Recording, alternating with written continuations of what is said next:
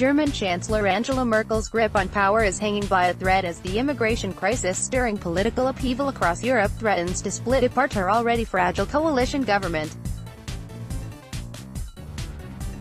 Interior Minister Horst Seehofer and his Bavarian Christian Social Union (CSU) are trying to upend Merkel's open-door policy towards migrants and refugees by proposing to shut Germany's borders. The CSU and Merkel's Christian Democratic Union (CDU), which jointly hold power over the government, are required to seek compromise on how to move forward. Following a crisis meeting on Thursday, Seehofer CSU announced that it planned to stick with its migration master plan, which lays out strict immigration and deportation rules. Merkel's CDU said it agrees with most of the points in the plan except for one, whether to reject migrants who try to enter Germany after they've already registered for asylum in another European Union country, as doing so would represent a breach in European Union law. Most members of parliament who participated in Thursday's CDU meeting backed the chancellor, HuffPost Germany reported, but Merkel's 3-month-old coalition government remains on the brink, arguably creating the most significant crisis in her 13 years in power. "It's like in a supermarket, and a small sister, CSU, is whimpering," one CDU member said. And although there was talk Thursday of a fracture between the two factions, one CSU member brushed this off as nonsense. Both governmental factions plan to meet again on Monday, although Merkel said Thursday that she needs 2 more weeks before agreeing to anything so she can discuss with European partners first. Will migration be Merkel's death knell?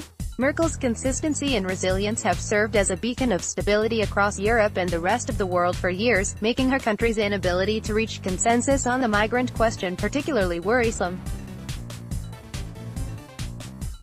She's held on to power since 2005 while governments around her have crumbled. She's kept Europe on track in the face of numerous crises, including the Greek financial collapse and Brexit. She maintained her composure while other members of the G7 found themselves mired in controversy with President Donald Trump just last week. Merkel's government chose to keep its doors open to refugees, even when the total number of arrivals to Germany in 2016 exceeded 1 million people, making her a hero of the left and a hate figure among far-right German nationalists. She has maintained her stance since, despite growing opposition. A large number of voters, particularly in the East, feel deeply anxious over the pace and scale of the change. Matthew Goodwin, author of the forthcoming book National Populism, and senior visiting fellow at Chatham House, told HuffPost, he added that has significantly weakened her position. Merkel is also having a harder time using the justification that generosity and hospitality are part of Germany's ethos, said Natalia Baniulescu-Bogdan, head of the international program at the Migration Policy Institution. As the crisis drags on for a very long time, there's a generosity fatigue. It's very hard to sustain that level of support when Europe hasn't found any solutions for this. More conservative forces have entered the country's parliament, including the first far-right party to do so since World War II, Goodwin said, adding, she's also under pressure now from activists and politicians in her own party who really want her to push forward with a more restrictive and conservative approach to both managing migrant numbers, and how they are integrated into German society. If this were chess, we would be seeing the endgame, said Werner Patzelt, a political scientist at the Technical University of Dresden. The CSU is fighting for survival on the federal level. They know that the migration issue is key in the domestic debate.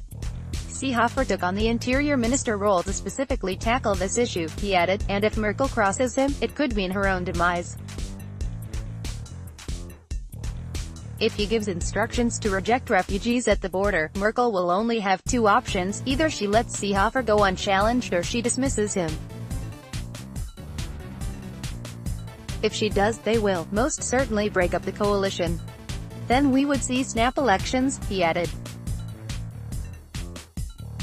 The CDU would be torn in 2 pieces, destroyed by their own leader. And for the Chancellor it would mean her political demise. A migrant rests on the deck of the Aquarius as the vessel heads towards Spain. He and hundreds of others were turned away from Italy over the weekend. Migration saga envelops Europe. Merkel's own inability to cope with the ongoing migrant crisis mirrors the confusion and chaos enveloping other parts of Europe this week. Last weekend, Italian Interior Minister Matteo Salvini, a far-right figure whose anti-immigration stance is no secret, blocked a non-profit search and rescue vessel carrying 629 migrants from docking in Italy, demanding that other European countries do their fair share in handling migrant arrivals. Starting today, Italy will begin to say no to human trafficking, no to the business of illegal immigration, Salvini wrote in a Facebook post. Some of the ship's passengers were finally transferred to Italian authorities this week. The remaining 106 migrants on board are en route to Valencia, Spain, where they're expected to dock Saturday night. The Spanish government is offering them 15 days to begin the asylum process. French President Emmanuel Macron lashed out at Italy for lacking compassion, prompting the Italians to respond. They criticized Macron for not making good on France's promise to help legally resettle refugees. He and Italian Prime Minister Giuseppe Conte are set to meet on Friday, a day after Austrian Chancellor Sebastian Kurz announced an axis with Germany and Italy to fight illegal migration.